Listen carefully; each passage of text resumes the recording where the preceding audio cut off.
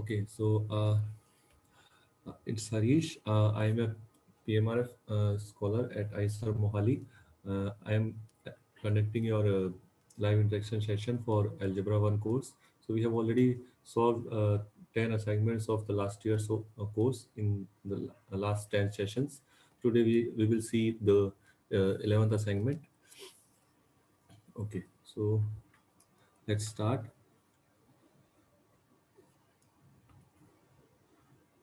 It's week 11 and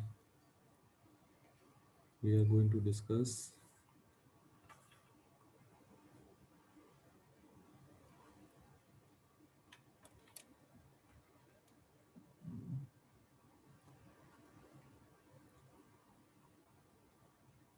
assignment 11.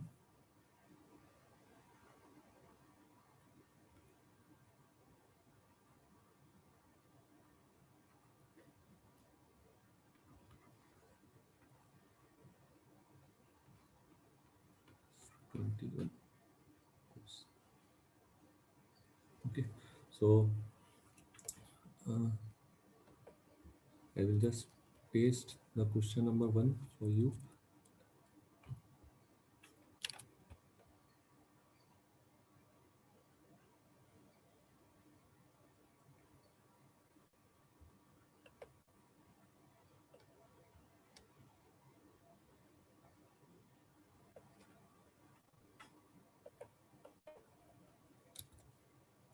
Yeah, so it says let R be a commutative ring with identity and M be an R module. Let N be a finitely generated submodule of M such that M mod N is also finitely generated. If E1, E2, so on to En, Er generates N and F1 to Fs generates M modulo N such that the projections of Fi bar is Fi for I equal to 1 to uh, S. Then which of the following sets generate M? So this kind of question is already been discussed in the lecture. So I hope you all have attended the lecture. So I will just give small hints because it's just kind of repetition of the class discussion. So yeah. So we have the set the M is generated. Sorry, the N is generated by the set E1 to ER and M is generated by sorry M modulo N is generated by the set F1 to Fs. Okay, the claim is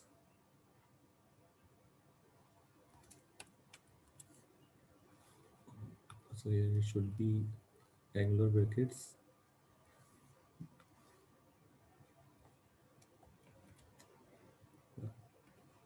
So you can check that M will be generated by the set E1 comma ER comma F1 bar dot Fs bar. So to see this, what we can do. So if you pick any element, say, so let small m belongs to capital M, then this small m plus m, this will belongs to your, this should be n, this should belongs to m modulo n.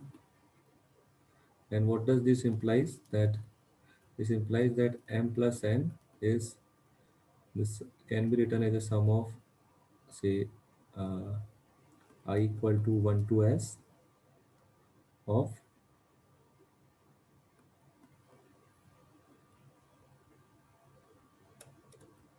there should be some scalars, fi's, and your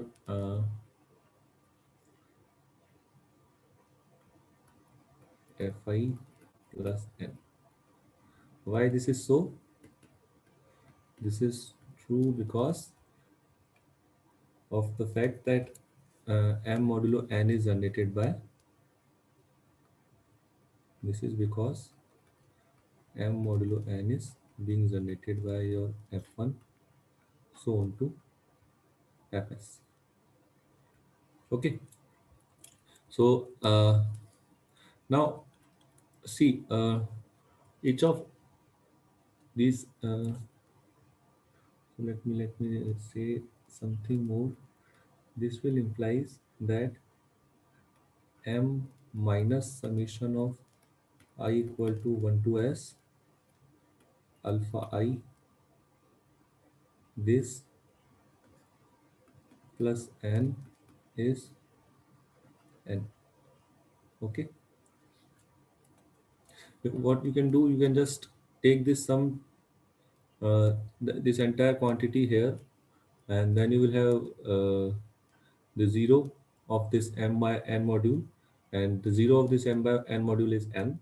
So this m minus summation of alpha I fi, here should also, we should also have here fi.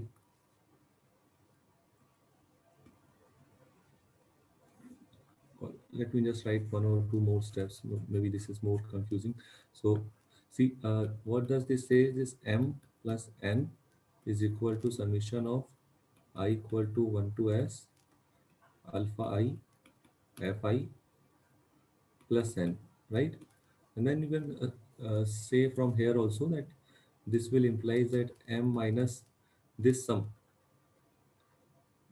alpha I fi I equal to 1 to s, this belongs to n, and that will implies that this term is actually the sum of some beta is beta j, j is from 1 to r. See, this term is inside n, and n is generated by e1 e2 er. So this is ej, and this is because here of course these bj's are inside r. So this is because n is generated by e1 to er. Okay, e1 to er, and that implies that m is summation of I equal to 1 to s alpha fi plus summation of j equal to 1 to s bj bj ej, right? So this implies that the module m is generated by, this implies m is generated by e1 to er, and then you have from f1 to fs, right? And that means the claim, oh sorry, uh, there is some issue.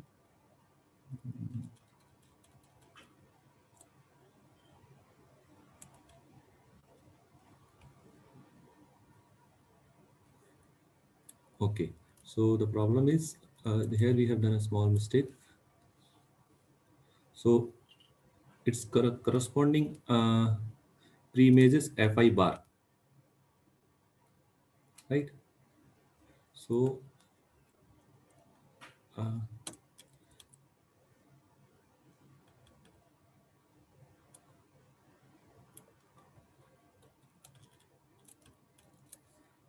here it should be f m modulo n is generated by f1 f2 fs, and each of this, they have the pre-images fi bar plus n, right? So pi of fi bar is fi. So fi is just fi bar plus n. So I'm just replacing it with and fi bar, fi bar, fi bar, and you have fi bar here. So what does this mean? This means that the options, the option second and fourth option is correct. Okay.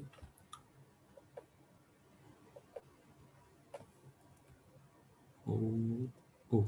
So fourth is uh, not correct because here it's the product. I just thought that it's in comma, but it's a product. So only second option is correct. Okay. So that implies option 2 is correct.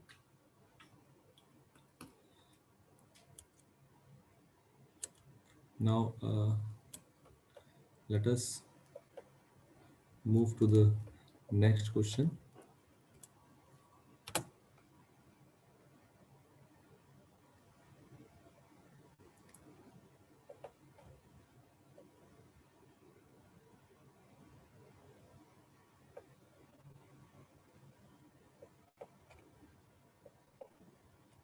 So here it is. It says that let R be a commutative ring with identity. Then we have to pick the all true statements. First one is every finitely generated R module is Noetherian.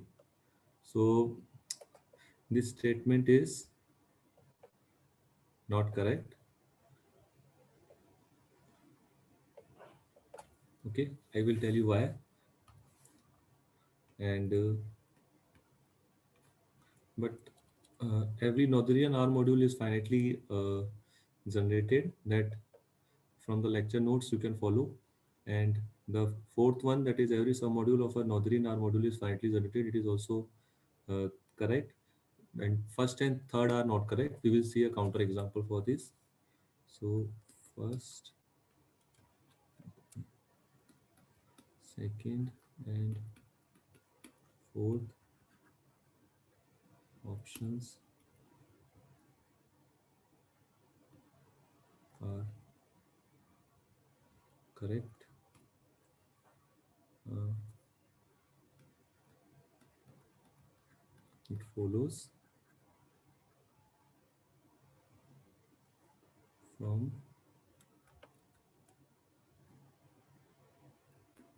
the lecture notes. Okay.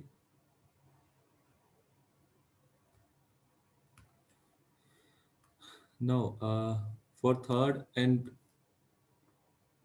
first option, we have to give some counter example if it is not correct. So let's see. So for first and third, first one is every finitely generated R module is Noetherian. Third one is every submodule of a finitely generated R module is finitely generated. So first of all, we should have a finitely generated R module. So let R is equal to M is equal to the polynomial ring with infinitely many determinants. Okay. So this will have M is a finitely, or see, M is simply generated by the constant polynomial 1 as a R module, right? Because each element uh, you can simply is as a R module. Okay, so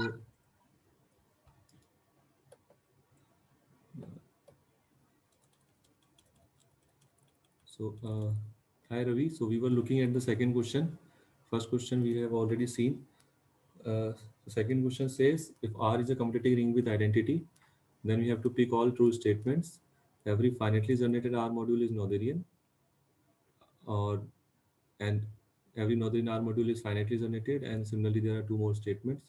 So the second and fourth statement is already been proved in the lecture notes, so I am not repeating them. And the first and third options are not correct. So I'm just trying to give a counter example for that. So first option is every finitely generated R module is Noetherian. And the third is every submodule of a finitely generated R module is finitely generated. So for both these options, we first have we must have some finitely generated R module.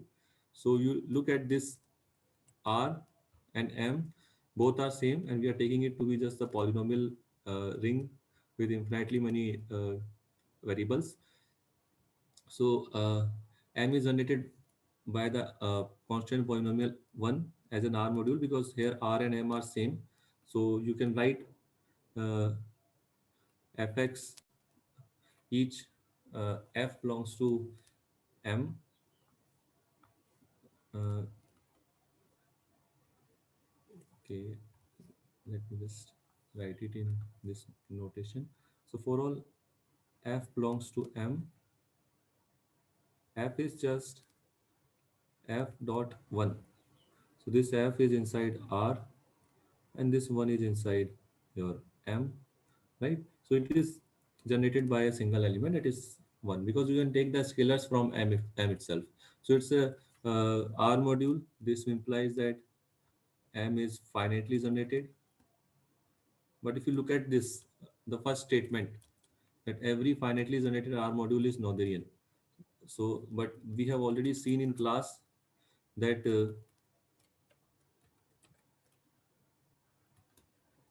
this is not Noetherian.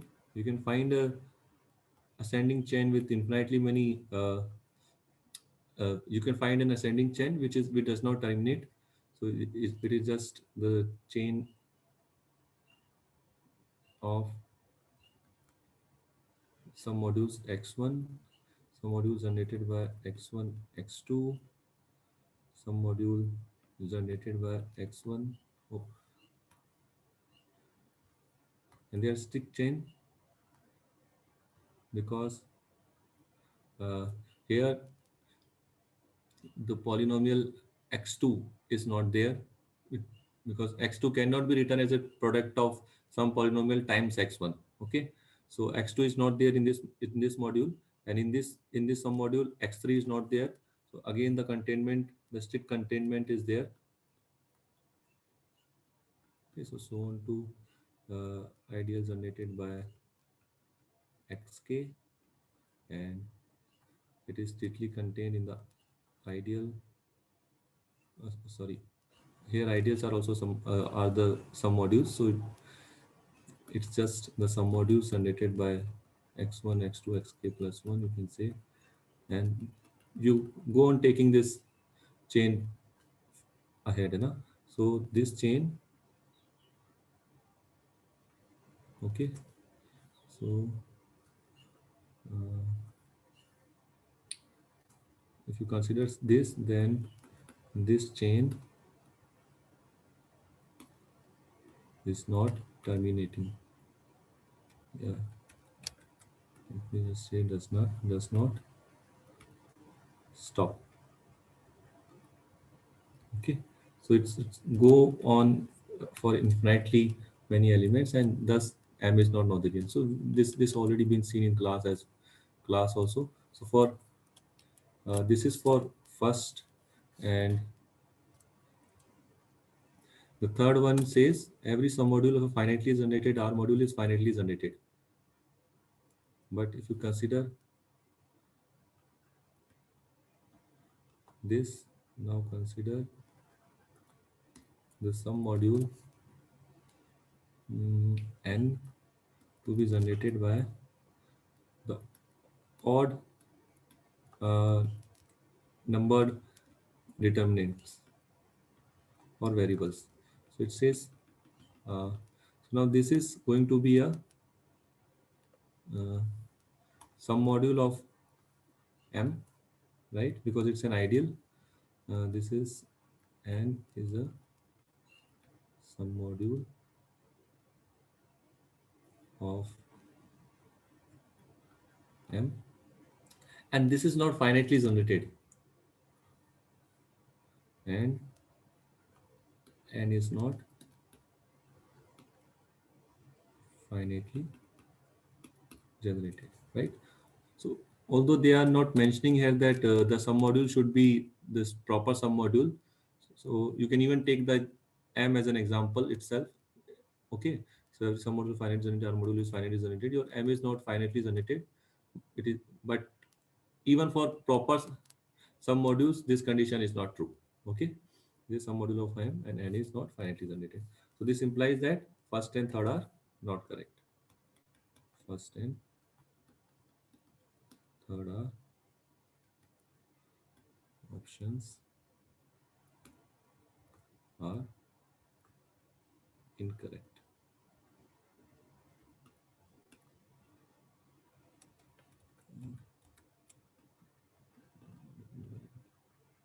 Like this. There is some problem. Okay, so let me just move to the next question.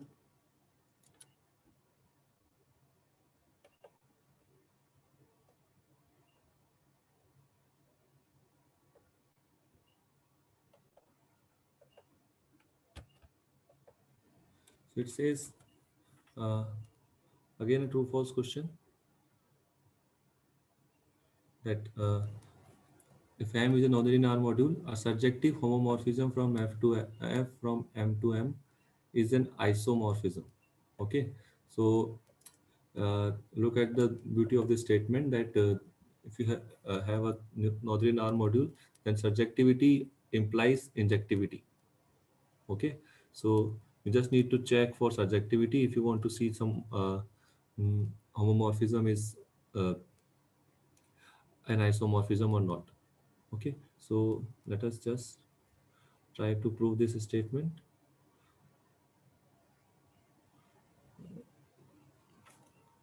So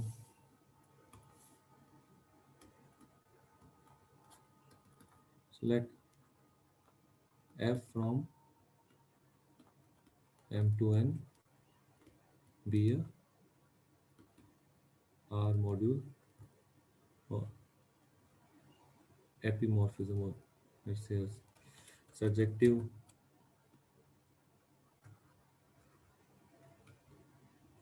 R module homomorphism.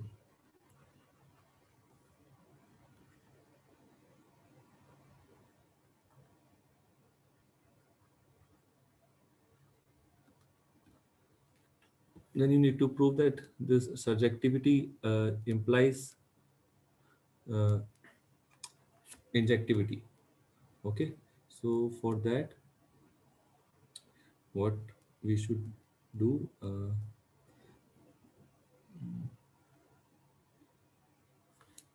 let's say,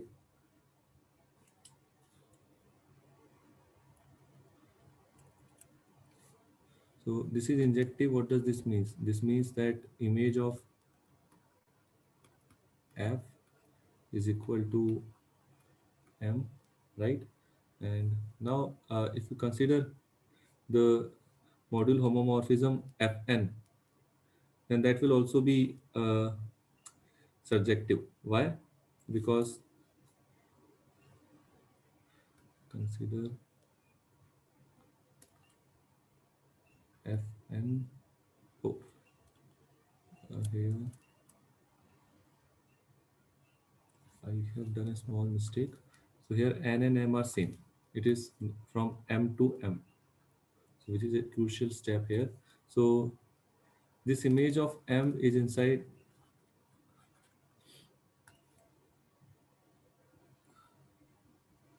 is equal to M again. So you can define m again from image of image of f to f. Means what does this means? That you can define the function f square or fn. This is just in the usual sense that you have uh, image of fn minus 1 to be the m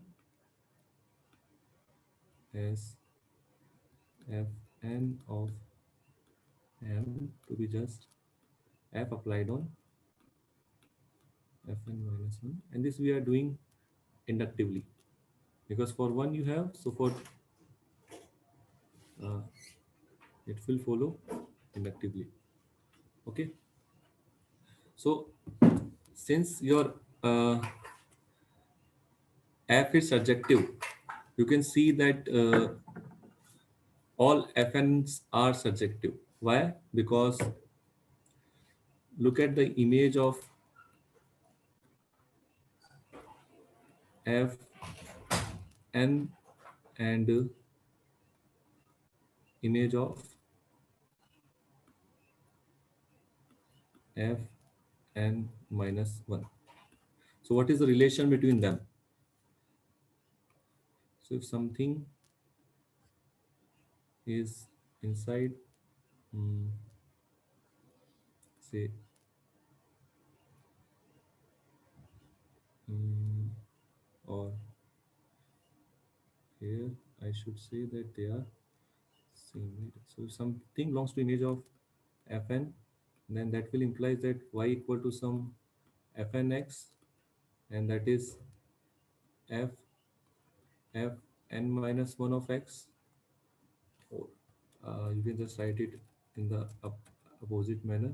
It is f n minus 1 f of x, right? So this belongs to image of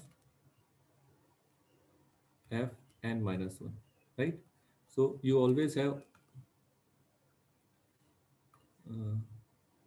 always have the image of uh, f n containing inside the image of your fn is always inside your image of fn minus 1.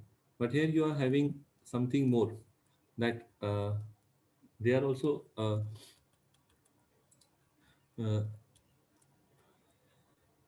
so if you assume that fn minus 1 is surjective,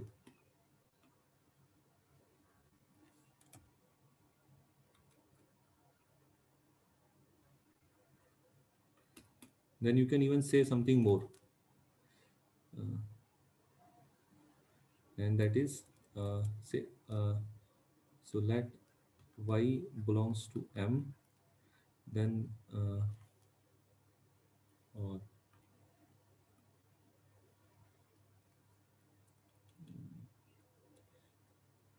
yes, y belongs to m. Then you have just a moment, some inclusion should be there. So here we consider something from image of fn, then y is fn of x, that means that it is inside fx. Okay, it will be inside image of fn minus 1. So image of fn is there inside image of fn minus 1. But if your f is surjective, let's say let us look for y is inside m, then for if f is surjective, you have y to be f of x, and yeah, okay. And then since again, so if fn minus 1 is surjective, so let y belongs to m, then y is equal to fn minus 1 of x for some x inside m. But also you have and this follows, since Fn minus 1 is surjective.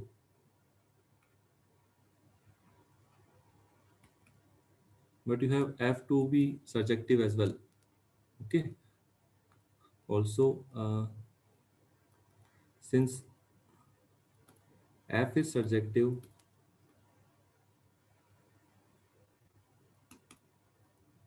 uh, there exists some x dash belongs to M such that your x is the image of x dash, and that will implies that y is Fn minus 1 x, that is Fn minus 1 f of x dash, and that is Fn of x dash. So you are able to find a pre-image of it. So this implies y. Uh, this also implies that Fn is surjective. Okay. So if Fn minus 1 is surjective, then you have Fn to be surjective. Okay. So even this inclusion is not needed. You can note it down for your uh, knowledge, but this inclusion even is not needed. We just need that if Fn minus 1 is surjective, then you have Fn to be surjective. Okay, and there we also use the surjectivity of F. Okay, so we have till now proved that for all n, your Fn, the map Fn is surjective. Okay, and now let us claim something more.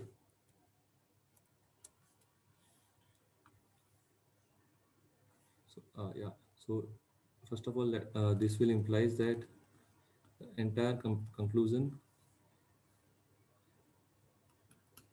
thus we have proved that for all n belongs to n, Fn is surjective. So Sir, previous yeah, slide, sir. Sir, previous slide just. yes, yes, Ravi. Do you have any doubt in that?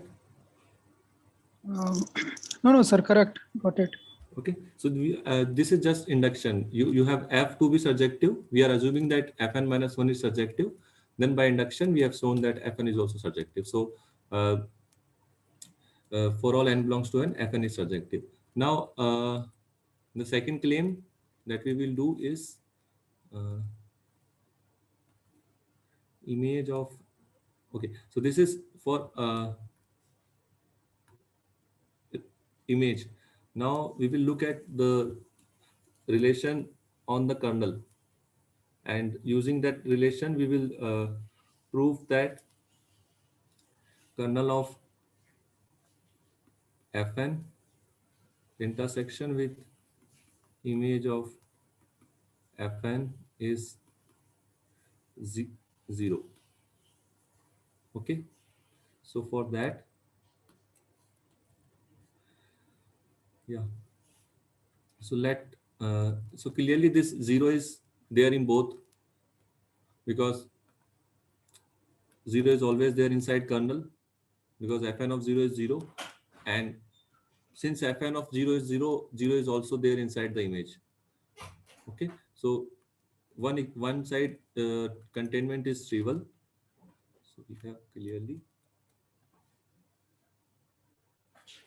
0 to be inside the kernel of Fn intersection image of Fn, and now for the other side containment, let x belongs to the kernel of Fn intersection with image of Fn. So what does this means? This will imply that x is equal to some fn of y because it is inside this, for some y inside M, and you also have, as this is inside the kernel, so fn of x is 0, right? But this will imply that mm, fn fn of x, that is, oh sorry, fn of f2n of y. Let me just think why. So x is inside kernel of fn. Okay, and y is inside kernel of this. Then what you can say? Yes, this is 0, right? I'm just replacing x by fn of y. Here you have fn of x to be 0. In place of x, I am writing fn of y. So it is f2n of y is 0. Now, uh, what else you can say? This will imply that y belongs to kernel of f2n. So just keep this in your mind for a moment. Now we will try to observe the uh, relation between the kernels. Okay. So also we have an assumption in the question that the M is Noetherian R module, but throughout our computations we haven't used M to be Noetherian R module.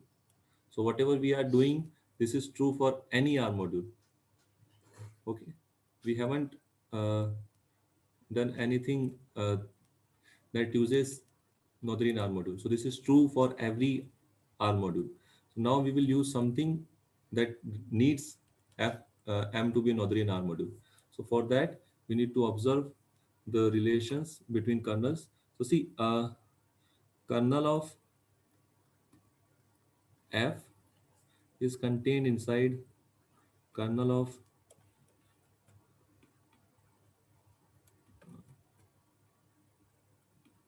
F square, and this is also contained inside kernel of F cube, and so on, right? Why this is so? Because see, if x belongs to kernel of f n minus 1, then that will implies that f n minus 1 of x is 0. And if you apply f again, then that will be f of 0, which is 0. But this is f of n x. So this containment is okay, right? And this is also this is an ascending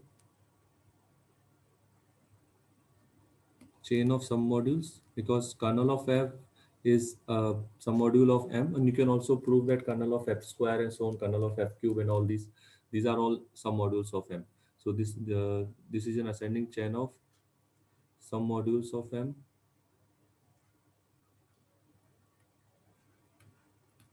but you have m to be a Noetherian R module. Since m is a Noetherian R module,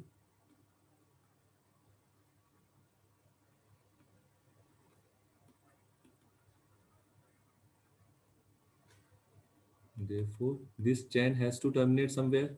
There exists some k belongs to n such that uh, kernel of Fk is equal to kernel of Fk plus 1 and so on to kernel of Ft for all t greater than equal to k. So after k, this chain should terminate. Okay. Now, if you take, so here what we have, mm,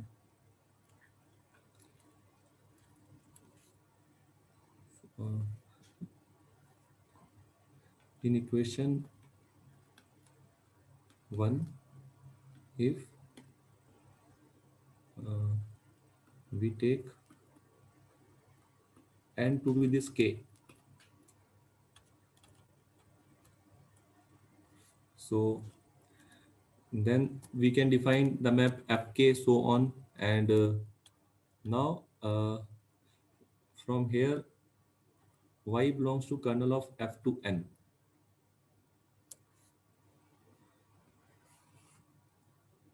Y belongs to kernel of f 2k, but for k we have f2k to be equal to f of k, because after k everything is uh, stabilized. So if you are taking n to be k, then after k, that is f, for f2k also the kernel is same as fk. So y belongs to kernel of fk. But what does this implies? Your x is fn of y. If you take n to be k, but this will implies that x, that is fk of y, is 0. Okay, and that will say that uh, image of fk intersection with kernel of fk is 0. Okay, so,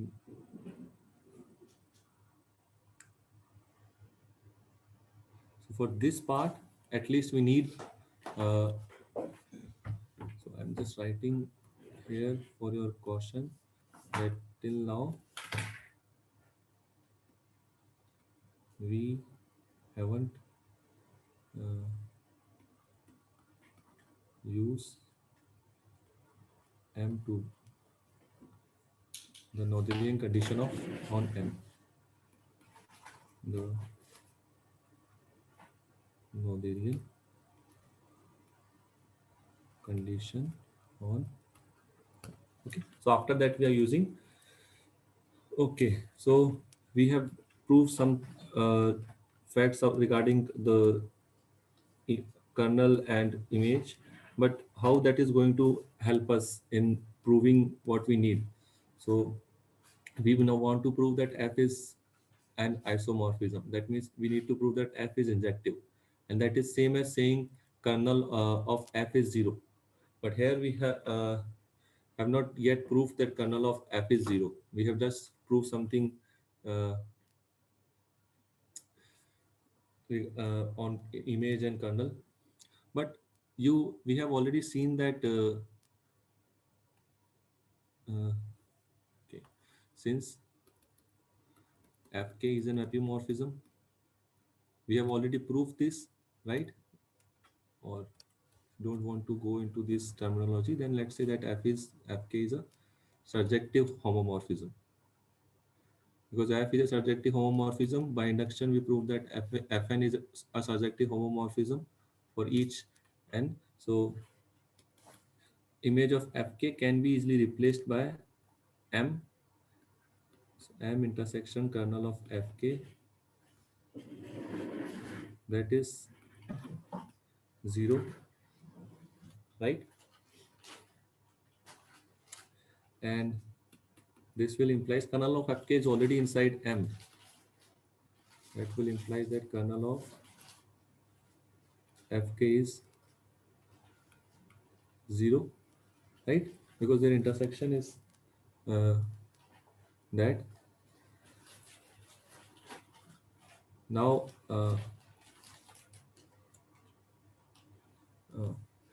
Now look at this containment.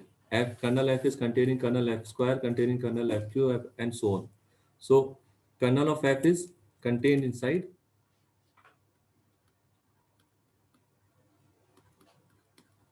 kernel of F square and so on to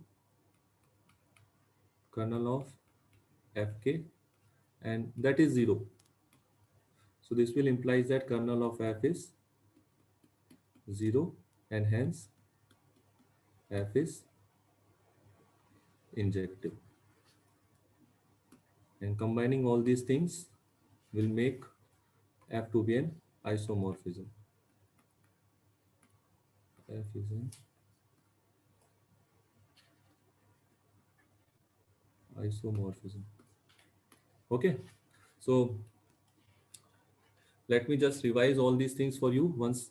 Uh, so first of all, we see some properties of homomorphisms, surjective homomorphism. So if F is a surjective homomorphism from M to M, then we can define Fn inductively, and then assuming that Fn minus 1 is surjective, through induction we can prove that Fn is surjective. Thus, for all n belongs to n, Fn becomes surjective. Now, we claim that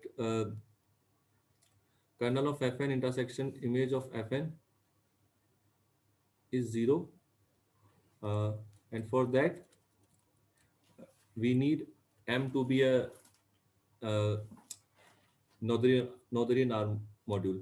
So without using Noetherian R module, we can prove that this if X is equal to F and Y, then Y is kernel of F2N, is inside kernel of F2N. Then using the ascending chain condition over the some modules of N, we can uh, see that this ascending chain will terminate at some place, and for if that point is K, then for K, F kernel of Fk is same as kernel of Fk plus 1 and so on.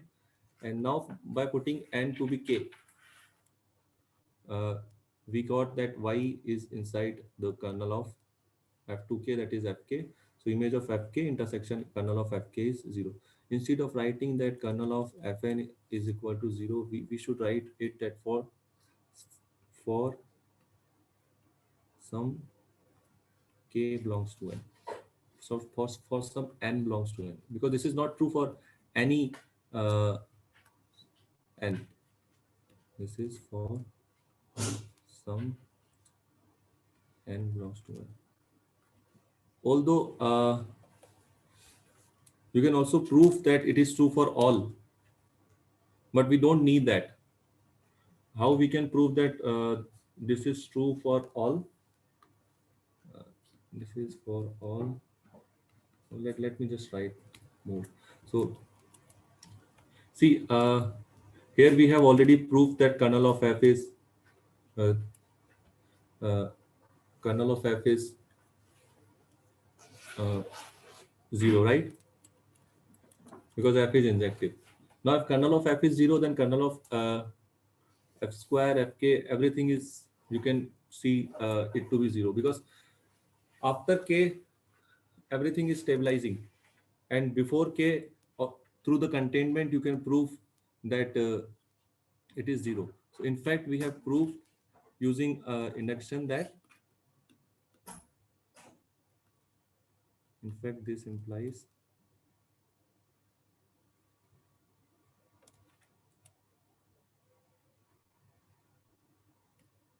kernel of Fn to be 0 for all n belongs to. I hope you got the point, because if that n is after k, then through this stabilizing condition of kernel of Fk same as kernel of Fk plus 1 and so on, you will get 0. And if that is before k, then through this containment relation, as you prove that kernel of F is 0, you will end up with proving kernel of F square is 0, kernel of F3 is 0, and so on. So this kernel of Fn is 0 for all n belongs to n. So in fact, we prove something more. Okay. Okay then. Uh, I hope that is clear.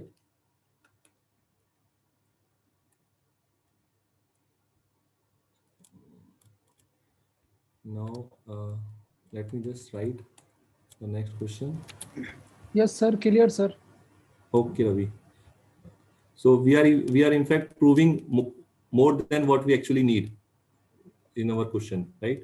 So that's sometime good, because these statements are nice. You can directly see these statements in uh, your some of the competitive exams. So it's good to see the proof of these statements once for all. So let's move to the next question. It says that again the true or false question is there. So it says that if M is a Noetherian R module, then all quotients and submodules of M are Noetherian. First option is this. So this first part is already proved in the lecture notes, that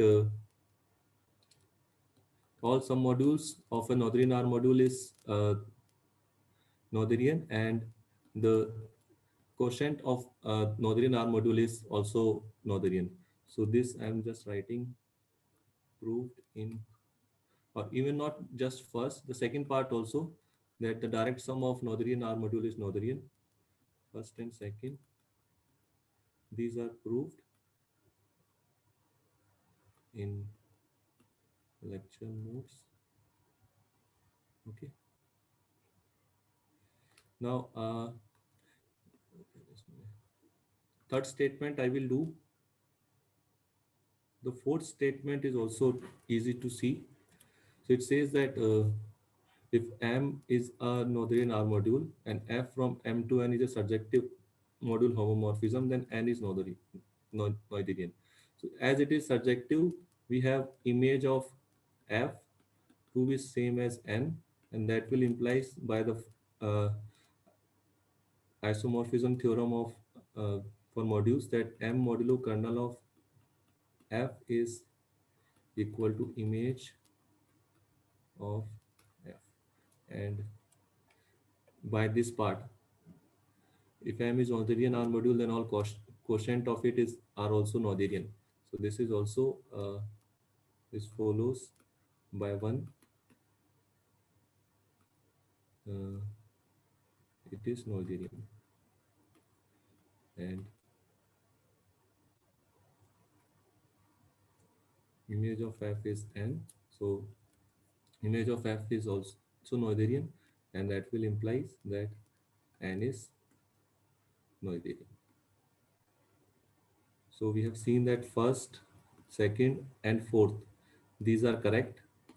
Now for the third one, if M is a module, N1, M2 are some modules such that M modulo N1 and M modulo N2 are Noetherian, then M intersection N1 intersection N2 is also Noetherian. So we need to see the third part.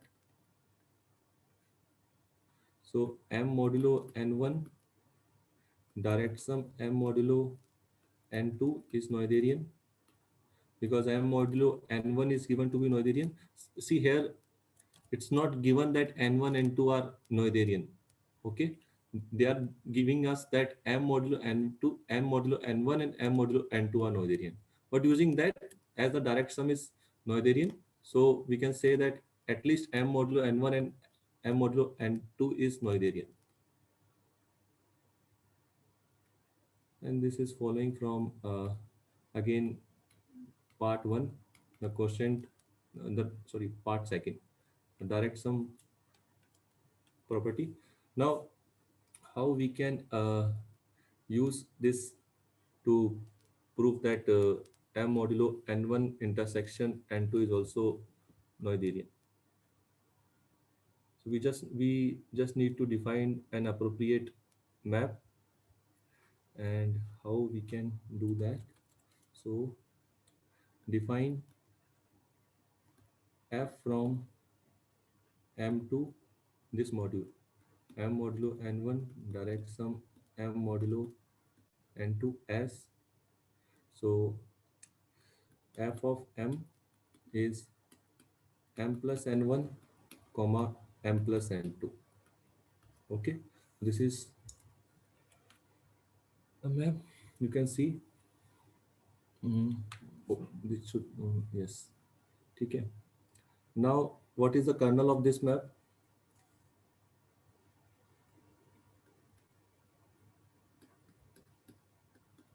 So kernel of this map is n1 intersection n2, because if m plus n1 is 0, if this part is 0, then m plus n1 is 0 and m plus n2 is 0. If m plus n1 is 0, that implies that m belongs to n1, and if m plus n2 is 0, 0 means 0 inside m modulo n1. So what is the 0 of m modulo n1? It is n1. So that will implies that m plus n1 is n1, which will make m1 inside your capital N1. And let me just give you some idea. So if that is 0, 0 means the 0 of this direct sum is n1 comma n2. So by equating the first coordinate, m will belongs to n1, and through the second coordinate, m will belongs to n2. So m should be inside n1 and n2 if f of m is 0. So that will make that uh, m is inside n1 intersection n2. And the reverse inequality also, you can see that if m is inside both n1 and n2, then m plus n1 is n1 and m plus n2 is n2. So thus this equality holds. Okay. Uh, so this is uh, easy to see. I have already given you how to see this. So, and this will implies that uh, m modulo n1 intersection or kernel of f, that is m modulo n1 intersection n2, is same as uh, image of f. Okay, this is just by isomorphism theorem of our module homomorphism. But image of m is a sum module of m1 m modulo n1 direct sum m modulo n2. Okay, so since image of f is a sum module of m n1 direct sum m n2, and this m direct sum m modulo n1 direct sum m modulo n2 is Noetherian.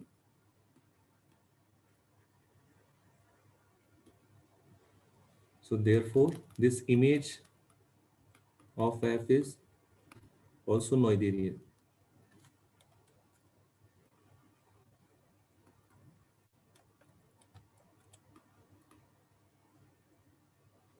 And by let's say this equation is 1. By this one, we got that m modulo n1 intersection n2 is Noetherian. That's what we need to prove, that m modulo n1 intersection n2 is Noetherian. Okay. By f1, it follows that m modulo n1 intersection n2 is Noetherian. Okay, so all these statements are true. So these kind of questions are also common in competitive exam, your net, CSR net and GATE. Uh, you may find these options occurring them as one of the option in part C or part B. So it's good to know the proof of these trivial statements. Okay, so here all four statements are correct. If you have any doubt, then you can ask. Otherwise, we will move to the next question.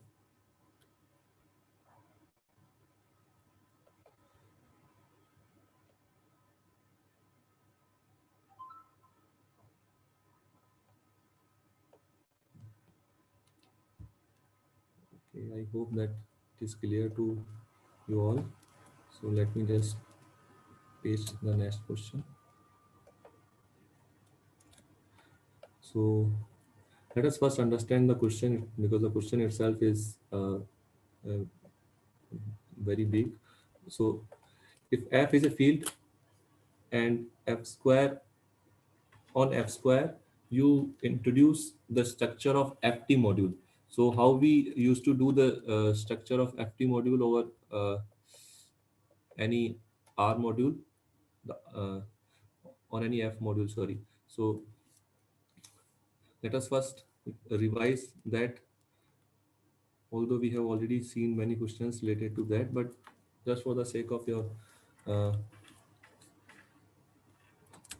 revision, let me just write it again. So FT module structure on F square. Okay,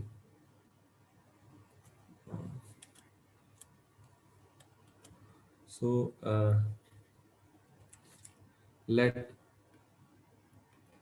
some PT, that is, let's say, oh, PT they are already using, so I should take some other notation. So let's say some F of F is again there, some U of T, that is uh, what constant is there. Okay. So that is A naught plus A1T plus so on to A1 AN TN. So to define FT module structure on F square, you must be having a linear transformation from F square to F square. Or in general, to define RT module structure on an R module, you must have a homomorphism from M to M. So here they are saying that T acts as the matrix 0010. So this T is acting as the matrix multiplication over this F square. So UT is A1T Tn, and it's given that T dot an element of F square, let's say the element is alpha beta. This element is there inside F square. This is what they mean, that T acts on, as the matrix means T acts on the element of F square as the matrix multiplication by the element 0010, this times alpha beta. Okay, so till now we have just realized what the action of T over this tuple, and now how to give the module structure on F square using this information. So this UT is of this form, then this is a scalar. Okay, FT module structure means elements of FT are scalars and the elements of F square are your vectors. So this scalar times the vector alpha beta, this is just defined like that, that it will be A naught times alpha beta plus A1 times uh, T acting on alpha beta and dot dot dot dot dot your AN times Tn acting on alpha beta. And how T acts on a tuple, we have already seen that it should act as a matrix multiplication. So this will be just A naught alpha beta plus A1, the matrix multiplication, that is 0010 alpha beta, and so on to, for Tn you just need to write 0010 raised to n alpha beta. Okay, so till now is this module structure is okay, because that is very important. Yes, sir. Clear, sir. Okay, thanks Ravi. So see this matrix for this 0010, you have, if you take the square of it, you will get the zero matrix. You can just check it. So if you multiply it again with the same matrix, you will get zero. So that is easy to Ah, see. yes, sir. It is zero matrix. Okay, so all the remaining terms will be zero. So this will just A naught alpha beta plus A1 times alpha beta. And what is this multiplication? This is 0 in the first column, and then you first uh, place and alpha in the second. So you have A naught alpha, mm, and here a naught beta plus a1 alpha. So this is how a polynomial is acting.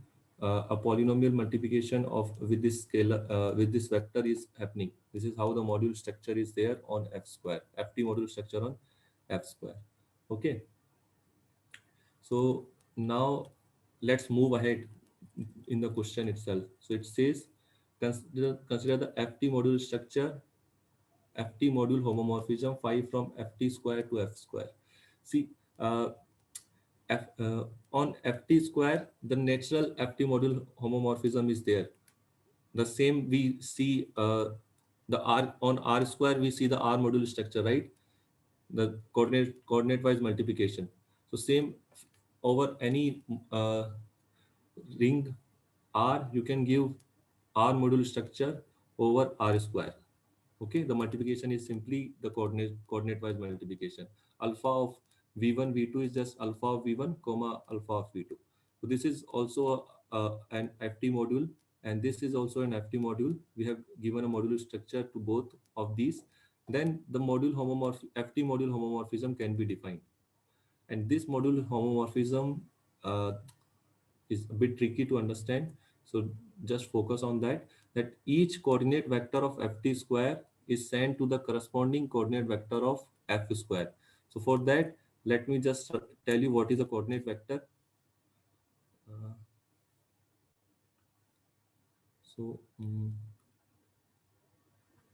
coordinate vector.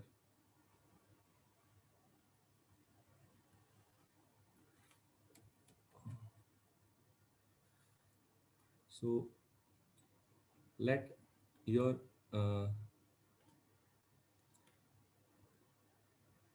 m is generated by some elements, say e1, e2, so on to en. Okay, and mm, here, as we are considering the f to be a field, so instead of module, we can also assume that it's a vector space, because if you replace the ring with field, then the module becomes a vector space. So let V be the vector space generated by e1, e2, en, or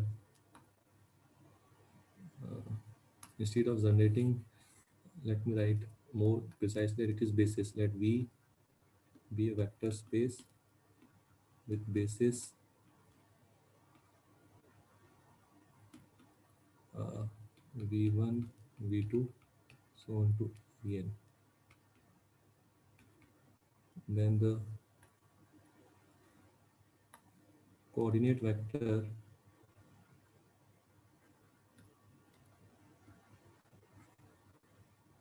for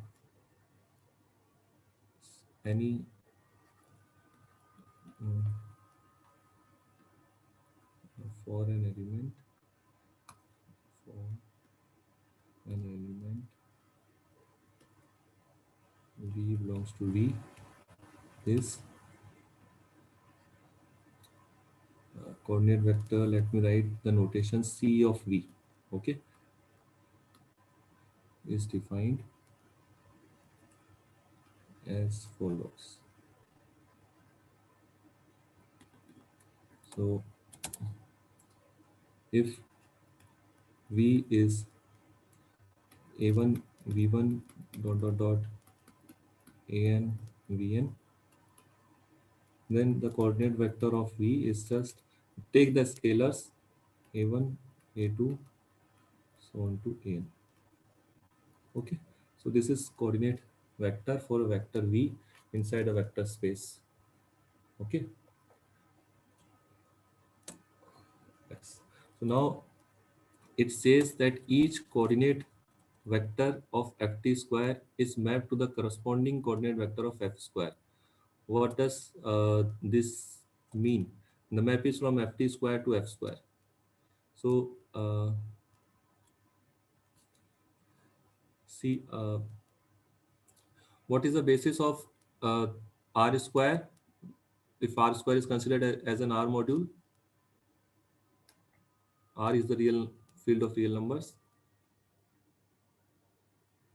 One basis is you can take the standard basis, right? 1 comma 0 and 0 comma 1, right? Yes, sir. 1 Okay. comma 0. 0 comma. Okay, so this is for vector space. Now let if we consider ft square as as an ft module, then we can take the basis to be 1 comma 0 0 comma 1. 1 is the constant uh, polynomial, 0 is also the constant polynomial. Okay, and the same statement we can replace with for modules. Let M be a module with generating set with generating set v1 v2 vn. So here you have the generating set. Again, the coordinate vector for an element v belongs to uh, M. We can define as the follows, because we just need the generating property, right? That v can be written as a sum of this, and then C of v is this. Okay, so we can see the same definition for module, and instead of basis, we will replace it by generating set. Okay, now if you consider ft, so you can see that uh, for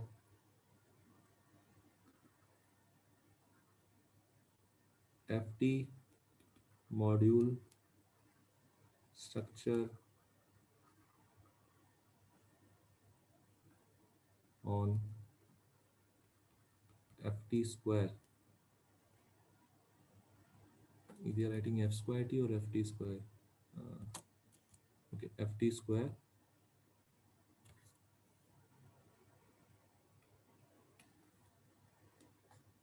this 1 comma 0 and 0 comma 1, this set is a basis, not only uh, the polynomial generating set, but it is also a basis.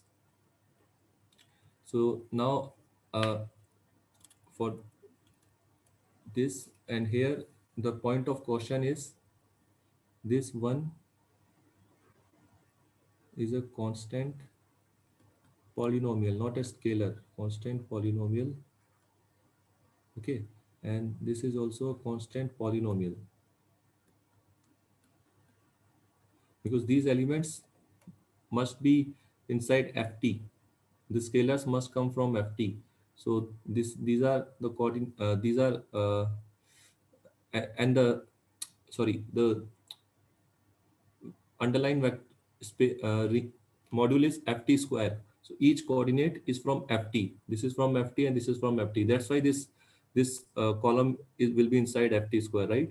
So they are polynomials. So this is constant polynomial, zero polynomial, and this is also a constant polynomial with constant equal to 1. Okay. So now the map phi is defined like that. Okay. Before going to that, mm, so this part, I think it is clear, because see, each element of ft square is of the form pt, uh, is of this form, right? pt and qt, pt and qt. This column where pt is from ft and qt is from ft, but you are allowed to take the scalars from ft, because it's you are giving an ft module structure over it. So you can write it like that: pt times 1 comma 0 and then qt times 1 comma 0. Here the multiplication is just the coordinate wise multiplication. It should be 0 comma 1, qt times 0 comma 1. So it is just a coordinate wise multiplication. So pt dot 1 comma 0 is sorry, 1 0 is pt 0, Uh, and then okay, PT plus QT is uh, What Ravi? Do you have any doubt? Sir, it will be PT and QT, no? By the matrix. Yeah, it's Yeah. correct, correct. Okay. Okay. I'm just want to say that this is a basis. So this part will say that this is a basis, right? Yes, sir, Okay. correct. So now let's see the similar thing over f square. So for f square, uh, for ft module structure over f square. They're not. They're just making so f square. Again, you have a similar looking basis, but algebraically these elements are different. I will tell you why. So this is a basis.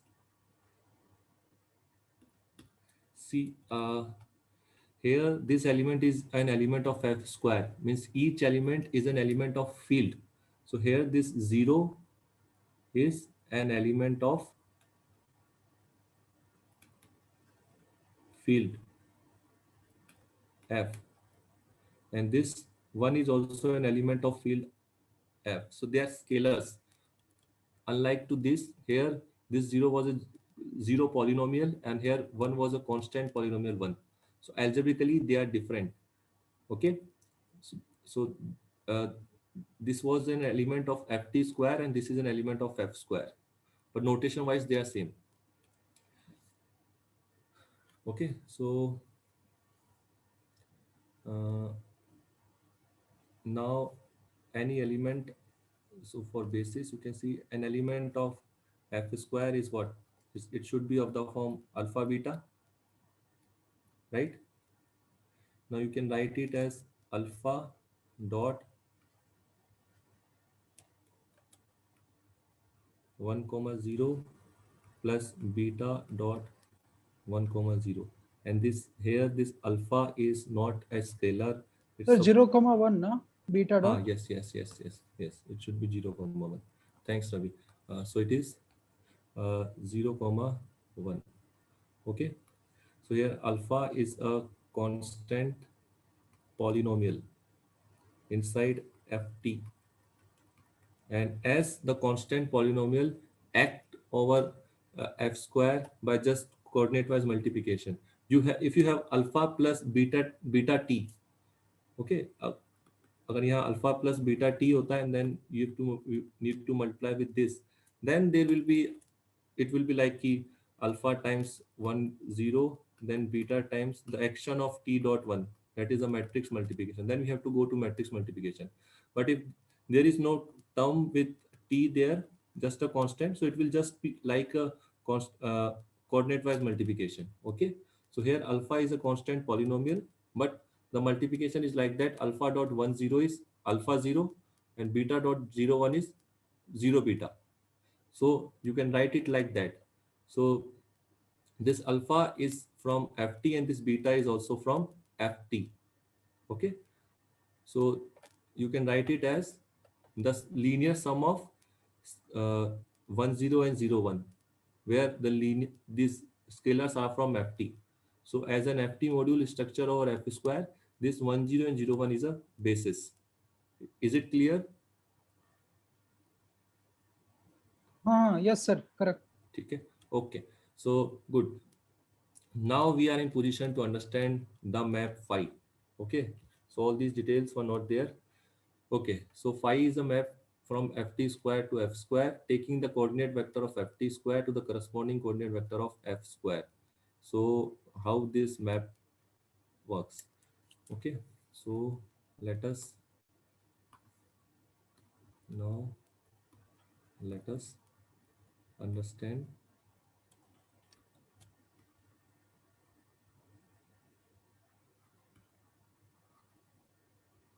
your phi. So we will understand it in the way such that the next part of the question is also solved. So if they are saying the setting PT and QT like this, so I will just okay, I can't copy it. So okay, I will write it again. So it say P naught PT is P naught P1 T so on to PN TN and QT is Q naught to QM TN. Okay. So let P of T is P naught plus P1 T plus PN TN and QT is Q naught plus Q1 T plus QM TN. Right. So this phi is from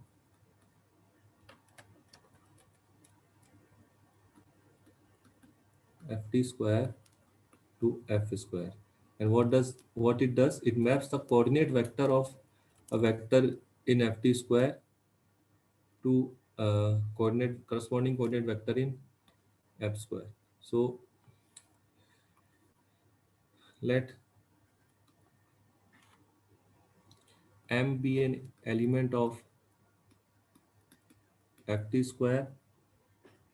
So as we have already seen that m can be written as a, so first of all, if it is an element of ft square, then uh, yeah, let's say such that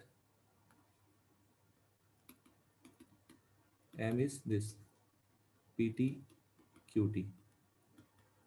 Okay, so this belongs to ft square, right? Each element is from, each coordinate is from ft. Then coordinate vector of m is what? See, this is just pt times 1 comma 0, because here we have the natural multiplication, that is the coordinate wise multiplication, because we are considering the ft module structure over ft square. So the coordinate wise multiplication is gives you that the coordinate vector of this is just the same pt qt. Okay. Okay, so how phi uh, maps this? So phi maps this m to the vector mm, to a vector, say uh, let me write it, some v inside your f square, such that the coordinate vector of v is same as coordinate vector of m. So that's what this map says, that this is defined in such a way, taking each coordinate vector of f2 to the corresponding coordinate vector of f square. So if you pick an element, you look at its coordinate vector, then that element is mapped to an element of f square with coordinate vector to be same as the coordinate vector of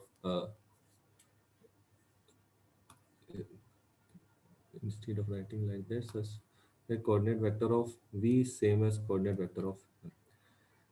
Okay, so if for that v is just pt, uh, v is like v is such that its coordinate vector is this pt and qt. So basis of f square, we have already seen that we can choose the basis to be, or we have to fix the basis, of course. So let's write here itself that basis of ft square and f square are as defined above. Okay, so we have already defined a basis. Now v is such that you have mm, its coordinate vector is same as this. So if you want to get v again from here, it should be pt times the first basis element, that is 1 comma 0, plus qt times the second. Okay, because then only the coordinate vector of V is will be PT QT, right? As far as the definition of your coordinate vector. So this is the map. If you pick any element of F such that its coordinate vector is PTQT, then it will be mapped to V such that V is PT dot 10 plus QT dot 01. Remember here your multiplication is not coordinate wise multiplication. This is given by the this product is this is by FT module structure over F square.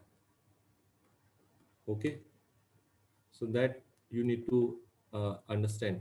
This is not a uh, coordinate wise multiplication. It is due to FT module structure. Now we have already seen that uh, what this T does. PT of here UT of alpha beta is just A naught alpha plus A naught beta plus A1 alpha, right? So let me just say star. This is how this FT module structure is defined over uh, F square. This is not an easy question to understand. It's a bit tricky, but uh, it is good to see all these points clear because it will make your understanding over FT modules uh, more concrete. So it's good to see these kind of questions. So by star, V is nothing but PT dot 1 comma 0. So PT is P naught P1 so on. So 1 comma 0, if you take alpha to be 0, sorry, alpha to be 1 and beta to be 0. So this is A naught alpha A1 alpha, right? And instead of A1 A naught A1, we will have P naught alpha. Alpha is 1 and beta is 0. So P naught P1, and here in the second part you have alpha to be 0 because alpha beta is 0 comma 1. Okay, so alpha is 0, beta is 1. So we will have this alpha is 0, just beta. So you have just A naught beta, and A naught is Q naught here because you are considering your polynomial to be QT. So it is uh, 0 Q naught. Okay, if you add them, then it will be P naught P1 plus Q naught. Okay, so this is your map. Uh, if M is a element of ft square such that coordinate vector of M is pt qt, and pt is p naught plus p1 t so on to pn tn, and qt is q naught plus so on to qn qm tn, then your phi of M will be, this is your phi of M. Then your phi of M is V, and V is your P naught P1 plus Q naught. This P naught is from F, and this P1 Q naught are also from F. So this is an element of F square. Okay, Ravi, is it clear? Yes, sir. Yeah, I think you are looking all these things for the first time, you know? And this question Yes, sir. is this question First is time, bit sir. tricky. Yeah, this question is a bit tricky. So till now we have understood the map, and So that's the this, main step. sir, this equation number star is there now? Star equation A naught alpha and Yes, A naught beta plus A1 alpha. Sir, yes. ये कैसे आया थोड़ा बता दो sir Yes. इसका sir what is the purpose of getting this equation star? Yeah, the purpose was to understand this FT module structure. So for FT module structure, you must have a linear map T from F square to F square, and that they have already given that T is acting on alpha beta as the matrix multiplication by this 0010. So now we want to understand that how this module structure is defined on F square. So for any FT module structure on any R module, what we used to do, that we take the polynomial in FT and we have to look at the multiplication ऐसे ही करते थे ना R module में. We take the element from R and फिर M से कोई element लिया and we define the scalar multiplication. Okay. So for Yes, sir. scalar Correct. multiplication, yes. So if you take an element ut from ft, so an scalar and this you take uh, from here ft, and you need to see how this is multiplied with alpha beta. So इसमें क्या किया करते थे? See, uh, wherever you have this t, you just replace it with the linear transformation. So instead of t, we will have the linear transformation that is given by the matrix multiplication 0, 0, 1, 0. So a naught will come as it is, a naught times alpha beta, a1 will come as it is, and instead of t, we will have the linear transformation 0, 0, 1, 0 alpha beta. Okay, so here I am just writing it again, t dot alpha beta, t and alpha beta. So this linear transformation is just replace this t by this linear transformation given by the matrix multiplication, that is 0, 0, 1, 0 alpha beta, so on to this. Now this is for this is for in general element, right? uh, uh, if instead of this 0, 0, 1, 0 we would have given another uh, mm, linear transformation, say uh, s, अगर ये map ऐसा होता like t dot alpha beta is the linear transformation s over alpha beta. So we would have replaced this t everywhere by this s acting on alpha beta, right? So here that instead of that we are giving the matrix multiplication. So we just replaced it with matrix multiplication, and with by computing this we got that ut is multiplied with alpha beta such that after multiplication you will get this element. Now this element is inside uh, f square again. So that is the first property you need to check over module structure, that what is your scalar multiplication. Here scalars are from ft. So when this is multiplied with an element of f square, you are again getting an element of f square. Now with this multiplication and the trivial addition in f square, okay, you will get an ft module structure over f square. ठीक है, तो ये just module structure को define करने के लिए किया था. Yes, sir. Got, sir. Okay. So उसके बाद कोऑर्डिनेट वेक्टर की डेफिनेशन से हमने इस मैप को समझने की कोशिश करी. And this map is like this. If you take an element of F T square, then C element भी कैसा होगा यहाँ पे m. if m is pt qt, because m is inside ft square, so each coordinate is from ft. If m is from pt qt, then image of m under v under phi is p naught p1 plus q naught, where p naught is the constant term inside pt, and uh, p1 is the scale that uh, scalar of t, right? p naught plus p1 t, so that plus p2 t square, ये polynomial था, तो so this is p1 and this is q naught. Okay, so this is again an element of f square. So this is how your map phi is being defined. Okay. Yes, sir. Yes, sir. Okay, so till now we have just understood what is your phi. Question अब start होता है. So it says which of the following relation is necessary and sufficient for ptqt to be in the kernel of phi.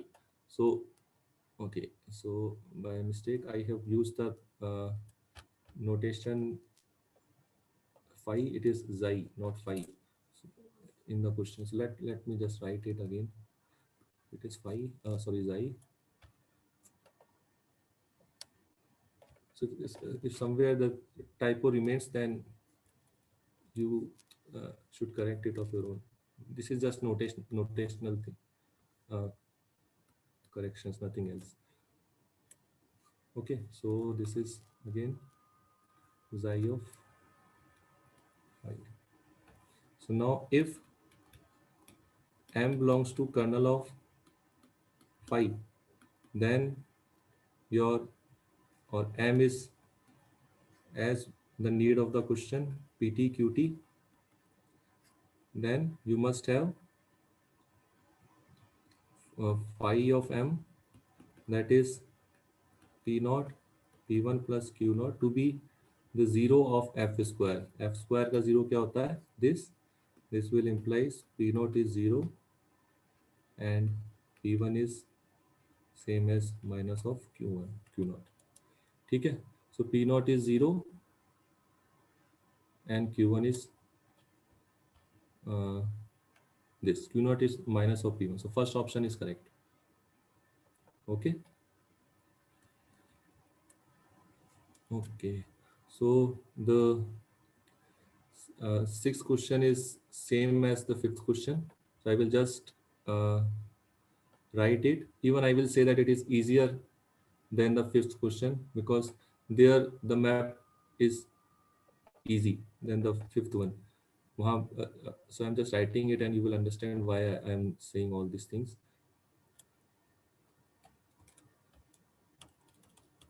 So in this kind of questions, the main issue is to understand this FT module structure. So it says that if F is a field and consider F square as an FT module where T acts as an identity transformation of F square. In the previous question, we have T to be acting as the matrix multiplication. Here it is the identity transformation on F square. So instead of कहाँ गए? Yeah, here.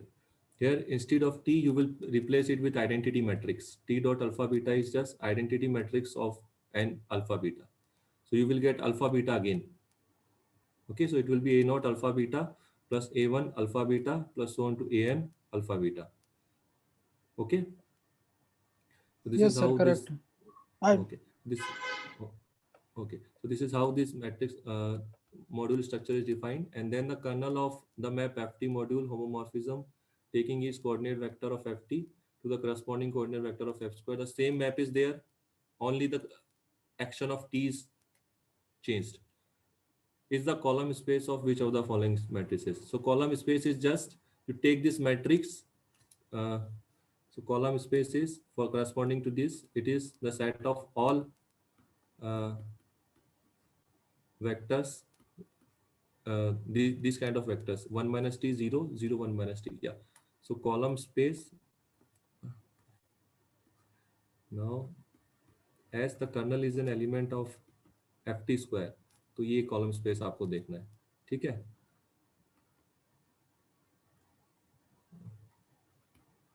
So this column space you need to see. So I'm just writing that uh, sim, similar to question fifth, if ut is say a naught plus a1t plus an tn, here t dot alpha beta is given by the identity matrix which is again alpha beta. Okay, so then the scalar multiplication is in each time you are getting t, you are having t, just replace with this uh, action. So t of alpha beta is alpha beta. You will get that a naught plus a1 alpha beta so on to dot dot dot an alpha beta, because t dot alpha beta is alpha beta and tn dot alpha beta is again alpha beta. ठीक है. So this is a naught plus a1 alpha plus so on to uh, an alpha by a naught plus a1 beta. This vector will you will get plus an beta. Okay, so this is your space. Basis you can keep as it is because वहाँ पे linear transformation का कुछ था नहीं. Whatever way that identity, whatever the linear transformation is, basis you can take as 1001. So you just need to see how this phi is mapping. So let m belongs to m mm, be such that m is ptqt.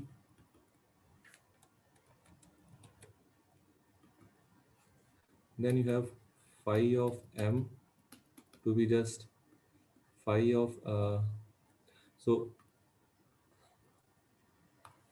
this is V such that coordinate vector of V is same as coordinate vector of M. Okay. So to the same thing, we will get that V should be Pt dot 10 plus Qt dot 01. But here the module structure is different, so it won't be this. It is something different. So that we will see Pt dot 10. So this will implies V is Pt dot 10 plus Qt dot 01. But if your Pt is P naught plus P1 T plus so on, then by this scalar definition of this scalar multiplication, you will get that this is, first put alpha to be 1 and beta to be 0. So you will have Pt of this is uh, P naught plus P1 plus so on to Pn, and here you will have only A naught because beta is 0, right?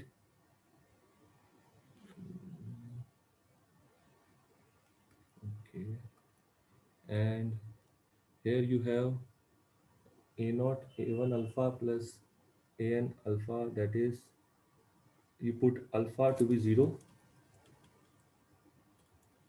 and beta to be 1. So you have, here it should be Q naught.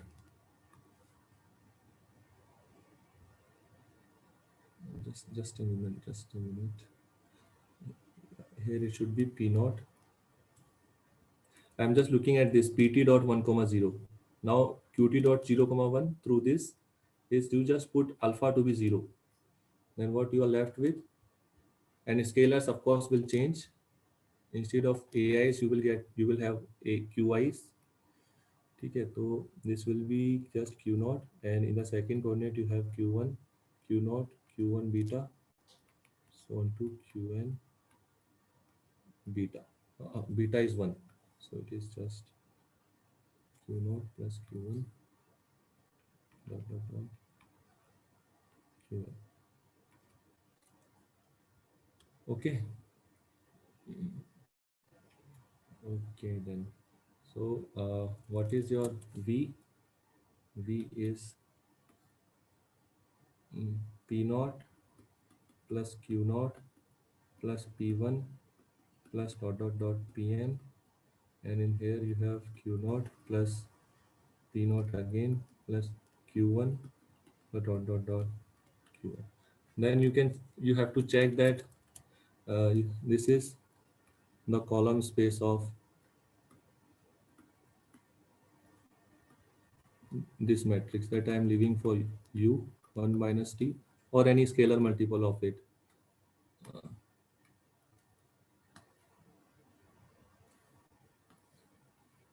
Or any scalar multiple. So in the option you have 1 minus t and t minus 1.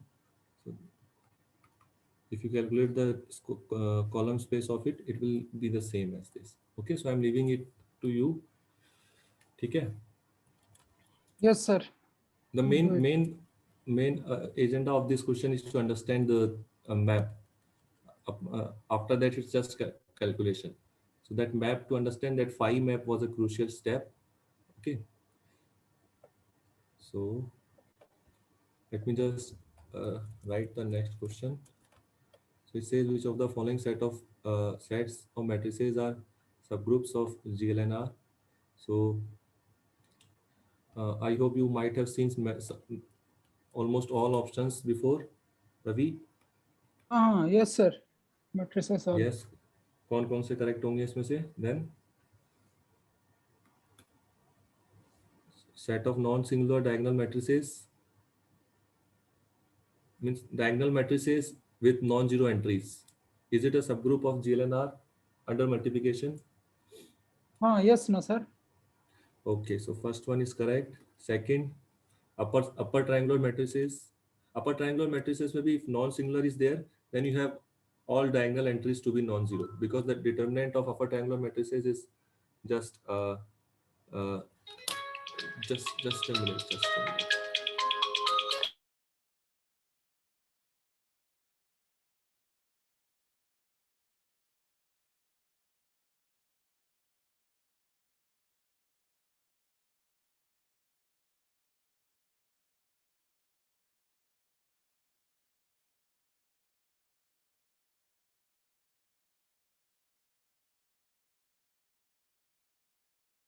So here also non-triangular non-singular upper triangular matrices is the upper triangular matrices with non-zero diagonal entries, because for upper triangular matrices you have determinant to be the product of diagonal entries.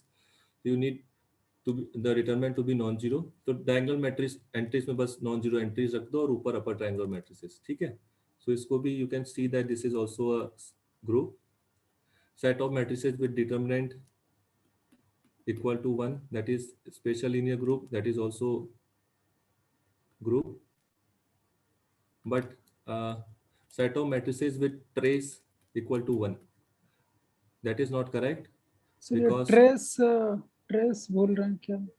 What is trace it? is the sum of diagonal entries. Okay. किसी भी matrix का sum of all diagonal entries is the trace. ठीक है. So the trace equal to 1. Fourth के लिए you can see that 0 0 0 1, this is not invertible, right, because इसका हाँ ये सर डिटरमिनेंट जो है जीरो वो जीरो है. जीरो है. ठीक है. तो दिस इज नॉट इन्वर्टिबल, सो इसका इनवर्स एग्जिस्ट नहीं करता. That's why this is not a this does not form a group. ठीक है. So now the last question, let me try to paste it. So that is a computational question. So I will just give you some hint, and then it is just simple computations, nothing else.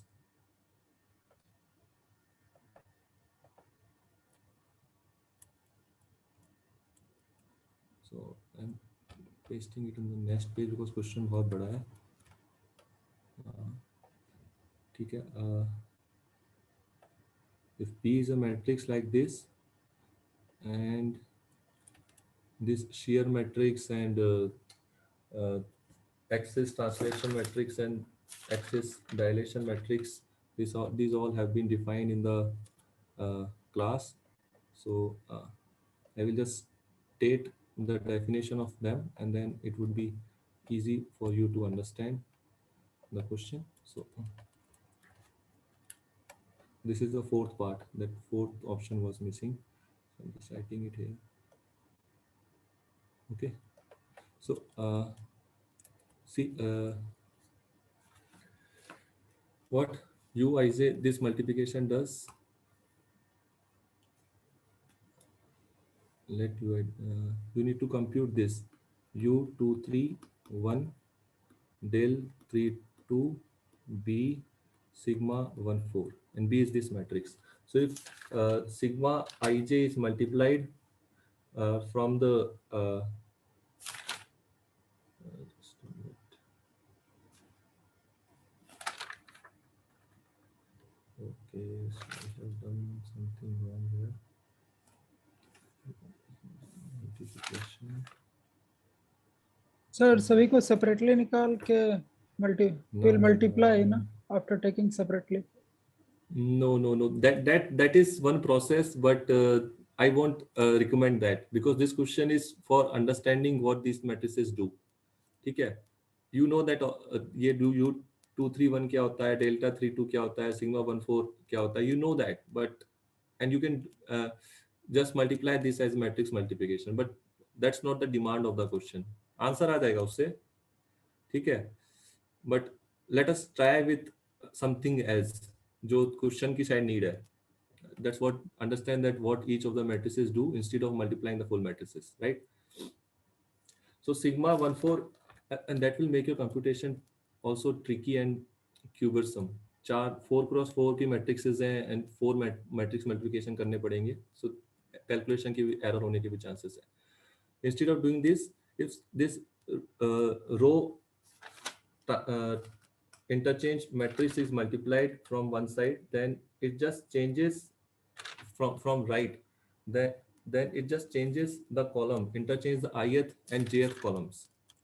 Okay, so after this you will have you would have ended with this 1 2 minus 4.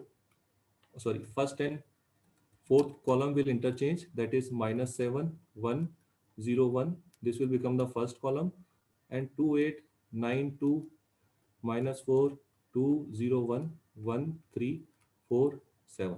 So what we have done, it has just interchanged the first and the third column. Okay, and then you have delta 3 2. Delta 3 2 when multiplied with from the left, it multiplies the jth row with 2. So the third row you have to multiply with 2. So after that you will have u231. सिर्फ third row को 2 से multiply करना है. 1823 018 01 ठीक है. Third row को 2 से multiply करो, बाकी सब as it is. And then you have the fourth column as it is 1 4 this is uh, what it is 1337. this is 7. ठीक है. अब ये जो शेयर मैट्रिक्स है ये क्या करता है, if you are multiplying it with from the left, so you I J X ये क्या करेगा, this is same as writing the from the left right. so this is r3 going to r3 plus 1 times r2, that is r3 plus r2. ठीक है. So third row को बस second और third का sum. So it will be option कैसे नहीं दिखा रहा है. Yes. So this is just -7 2 -4 1 1823. और third row is just second plus third, that is 1 26 2 11 and fourth is 1 2 1 7. ठीक है. So this is an option, the fourth option. So this is correct. ठीक है. Yes, sir, correct. अब अगर तुम सारी matrix multiply करते तो it would be tricky and calculation का एरर भी होता, but that is also not the demand of this question. ठीक है. So we stop it here and is there any doubt? No, sir, we work. Okay, so I stop it here. We will meet in the next tutorial session, and that is going to be the last tutorial session. So if you have any doubt, you should collect and ask me in that, and we will discuss the 12th assignment in that lecture. Okay. Yes, sir, okay. Okay then.